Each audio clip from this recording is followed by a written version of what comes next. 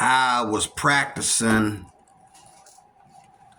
and I just got done practicing my Fred Socolo guitar studies,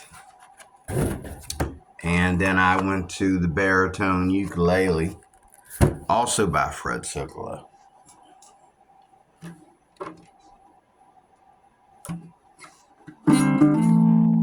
One thing I like about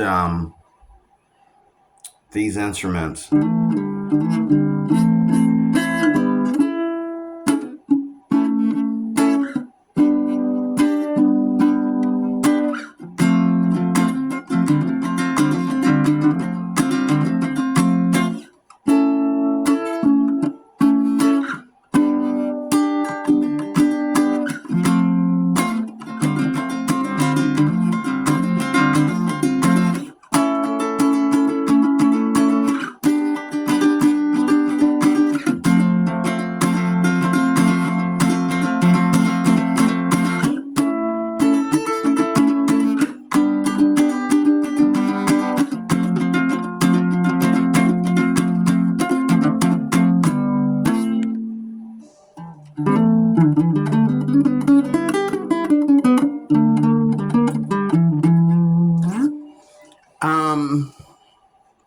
what I like about these instruments, like the ukulele family and the mandolin family, is that, for example, in the mandolin family, you have the mandolin, the mandola, the octave mandolin, the mandocello, and you have the bouzouki. Did I pronounce that right? Is it bouzouki or bozauki or bouzouki? Okay, one of them three. You got those for instruments. Now the bouzouki or bouzouki is coming from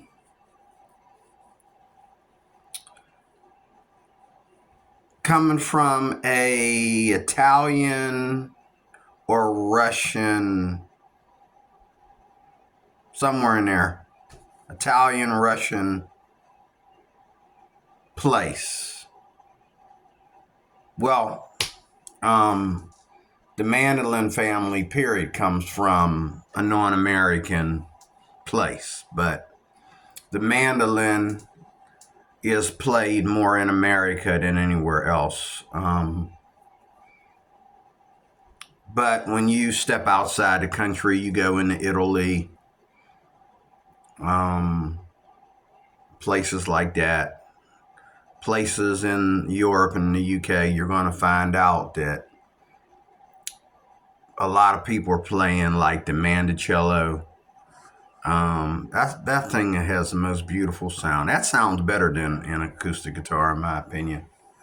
And that's just me watching YouTube. I've never played one by myself. But that is a very nice sounding instrument, that mandocello. But like so, you have the baritone, or I'm sorry, the ukulele family that has the tenor, soprano, and concert, and then you have this big one, the baritone.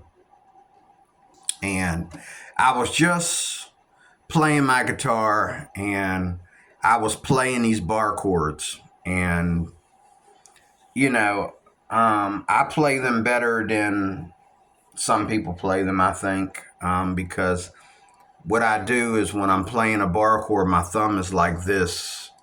And then when I move up the neck, my thumb comes like this right in the center. And if it doesn't hurt here, it hurts. If it doesn't hurt in the thumb, it hurts in the wrist. Trying to keep, because I'm trying to bounce the tension between my thumb and this in my first finger. The tension has to bounce between the two. So if I'm playing up here on the guitar, the tension might be in my first finger, but when I come up, I'm taking tension off the first finger, and tension's going to the thumb, so it just doesn't help. And I know people like Fred, he will teach you. He says in his video that he hates bar chords. And so that's why he teaches a lot of chord fragments. And one thing I like about the ukulele is that what you're playing on the ukulele are fragments of those bar chords.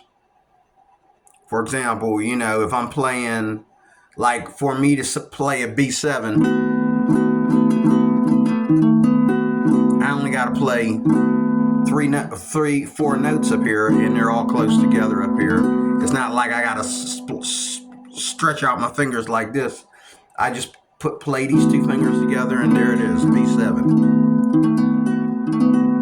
If I want to play a G, it's just one finger. Where you play the C on a tenor, this becomes a G.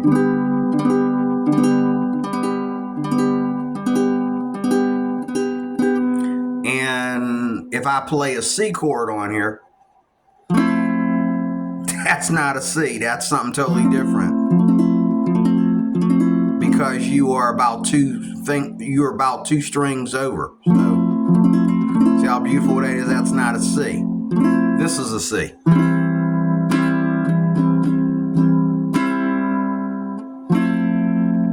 That's something else, okay? But when I do play bar chords on here, because this book, Baritone Ukulele by Fred Sokolow,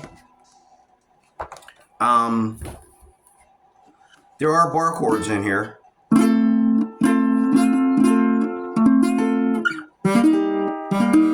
I'm not getting that tension though. I guess because it's less strings, I have less for my first finger stretch.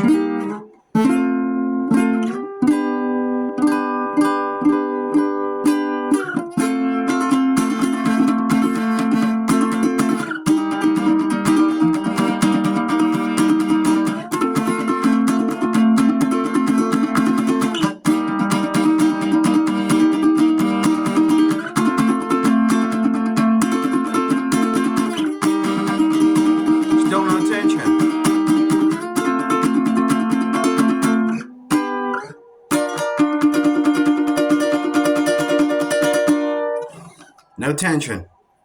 I don't know why. It's still a bar chord, but you hear the birds singing outside?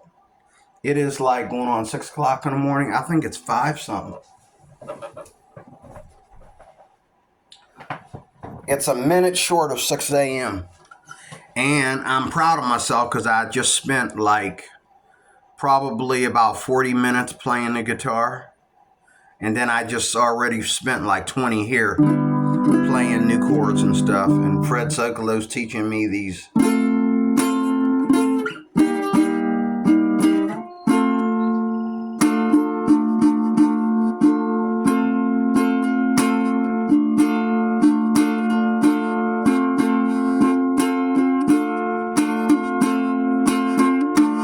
One finger. See that finger? See my pinky? And I'm not getting no tension. And I'm squeezing this, and I'm not getting the tension that I get when I play the guitar. I don't understand. But you can make beautiful music on this ukulele. And what I love about all these instruments, like if you play instruments in a family, which makes any collection of instruments make sense. For example, if I'm playing baritone, not only can I play guitar stuff, I can play that.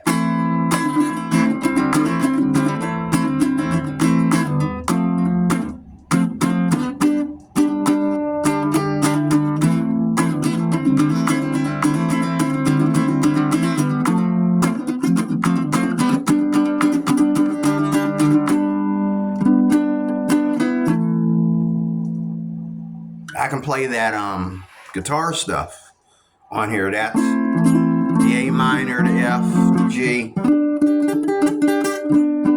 That's all guitar. That's the same kind of stuff we play on a guitar.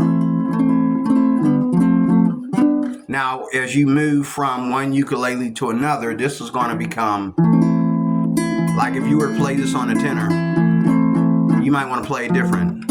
It's going to be in a different key. So in this case, this would be D minor on the tenor or the soprano. This would be D minor. This would be B flat. And this would be A. Same thing. And if you have a low G on your tenor, like I do, you're going to get this when you play.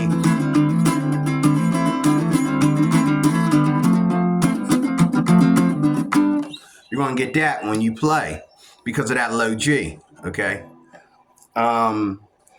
Whereas if you have the high G, you probably don't want to bang like that. You probably want to play something softer like.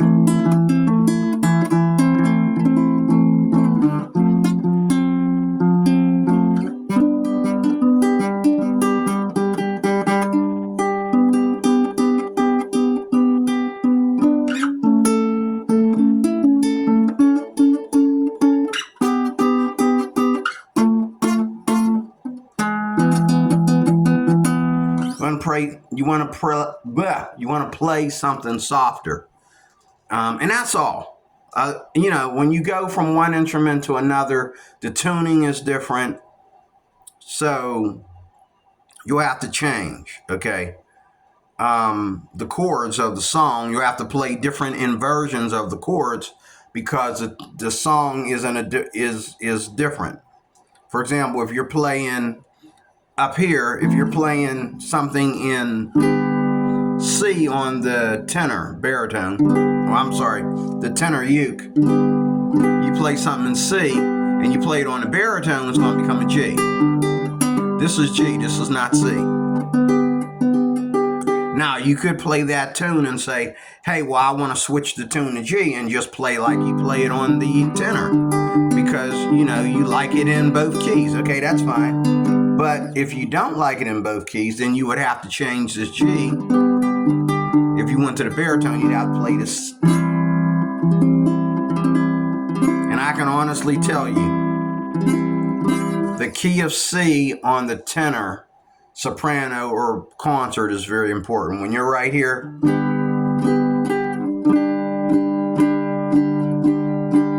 that is your most important chord, that C chord.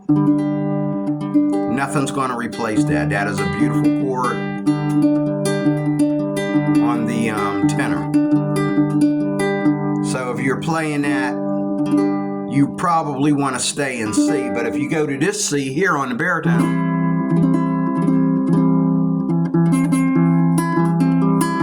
it sounds more guitarish, less ukulele-ish.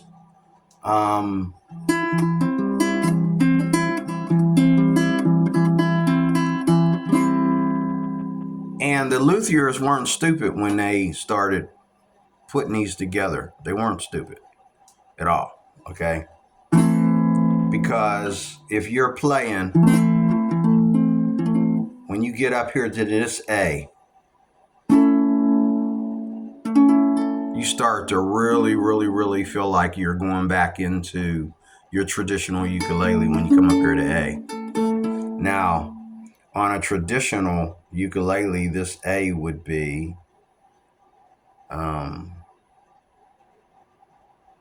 B flat A. It's weird because your A would be right here. But in this case, so this would be A, and this would be, what comes after A? This would be B. Oh, I got that all wrong. This would be B flat, C, D. This would be D. This would be a D. On a tenor. But in this case, it's an A. So in this case, it's F, G, A. But if you were on a tenor, it would be B flat, A. No, wait. B flat, C, D. That's why it pays you to know a little bit about theory, so you know the lineage of how things go. Theory goes right along with the alphabet. In and then you add the flats and the sharps and the sevens and all that, and it gets confusing. But the theory falls right within the alphabet. Get you a cycle of fifths chart. I have one in this book. I have one in both these books. Both these books, I have the Fred Sogolo has the cycle of fifths charts, and you can learn how to play your chords all over the neck and that with your cycle of fifths charts. But again, I love the baritone because I can play both guitar and ukulele stuff on here, depending on what. And the Luthiers weren't stupid. If you play certain chords in here, it's going to sound like a ukulele instead of a guitar, even though you might want it to sound like a guitar because, it's D, G, B, E like a guitar, but the tuning, but it's not going to sound like a guitar if you play open chords,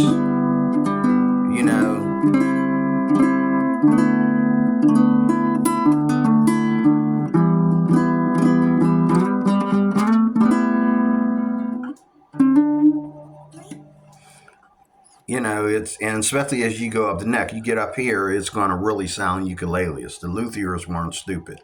They wanted to make sure this was not a guitar. Okay, so if you want to get in the baritone because you like the guitar and you just want to play easier guitar, don't do it.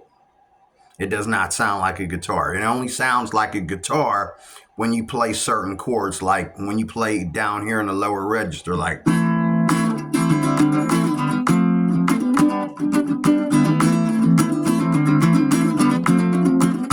Once you get up here, it does not sound like a guitar anymore. The Luthiers were not stupid. That's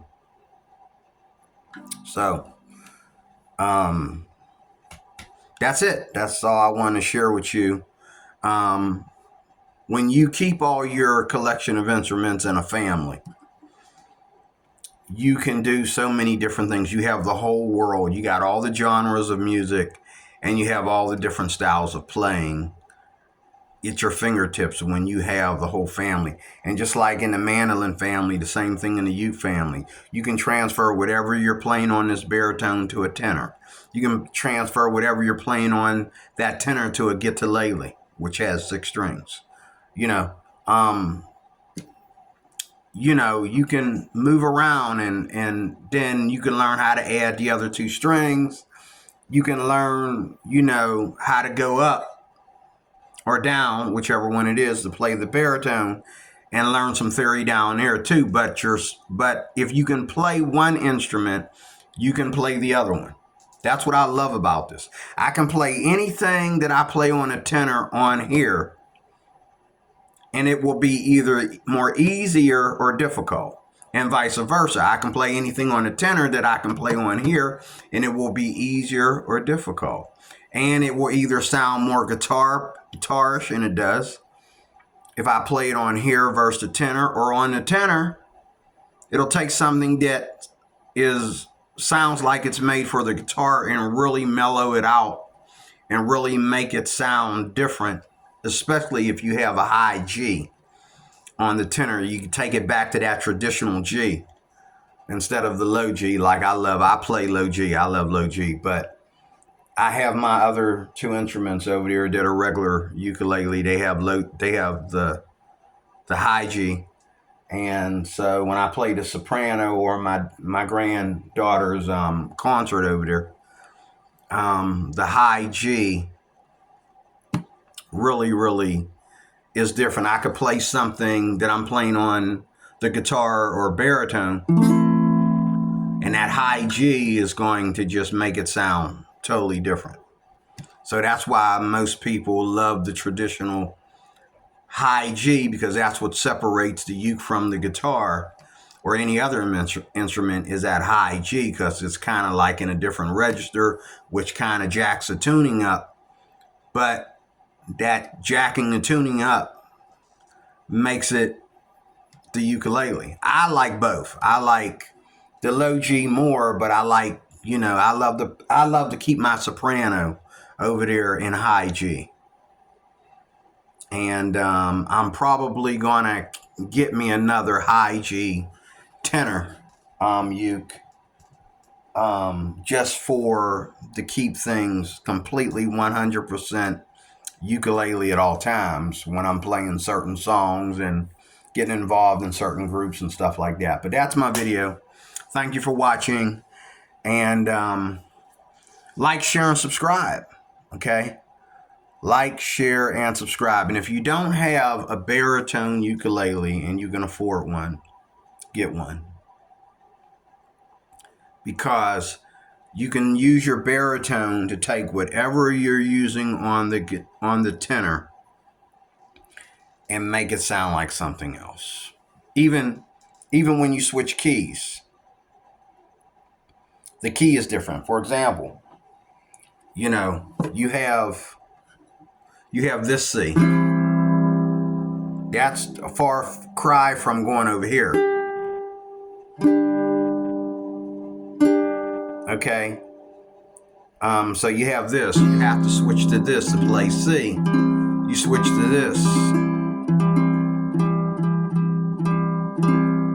Or you can come up here and you can play C up here.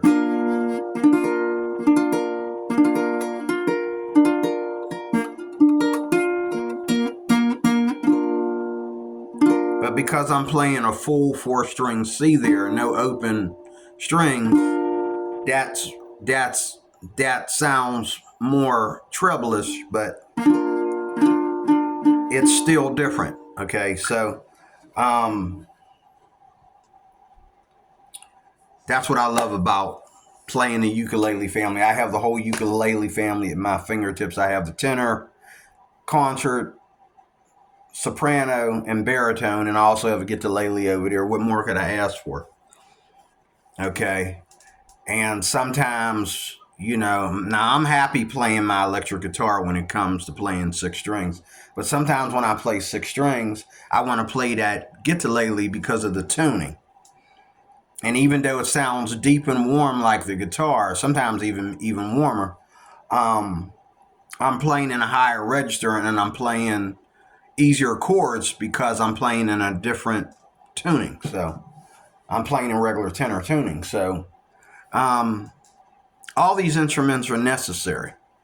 So God bless you. Thank you for watching. Like, share, subscribe. Tell somebody about my channel. Come back for more and leave a comment. Let me know what you think. God bless.